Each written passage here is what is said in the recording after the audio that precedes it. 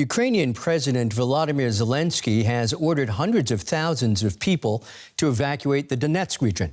It's the scene of fierce fighting as Russia pushes to take over more territory in eastern Ukraine. The government has made a decision to order obligatory evacuations from the Donetsk region. Everything is being organized. Full support, full assistance, both logistical and payments. We only need a decision from the people who have not yet made up their minds.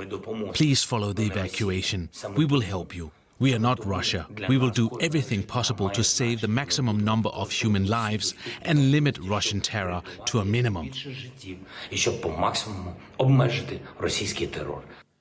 DW correspondent Birgitta Schulke is in Kyiv. Earlier, I asked her how big an operation the evacuation could be. The Deputy Prime Minister yesterday talked about 200 to 220,000 people who are still in the region, many elderly, but also, as she put it, 50,000 children. So, she said we have an obligation to get those out. And they are very confident that they can do this evacuation because the evacuation routes are open right now. And there's still some time to prepare this.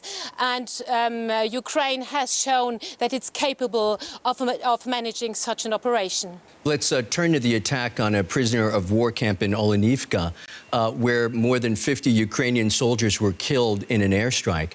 Russia now says they have invited the UN and the Red Cross to investigate what happened. Does Kyiv believe a sound and thorough investigation is in fact possible? We are hearing from the Red Cross that confidential negotiations are taking place right now.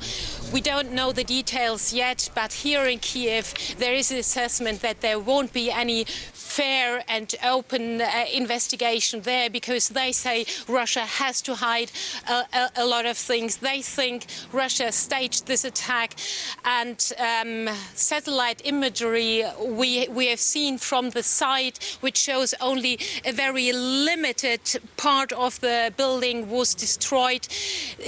This seems like experts tell us here an indication that it might have been an explosion from inside rather than a rocket from outside like Russia claims.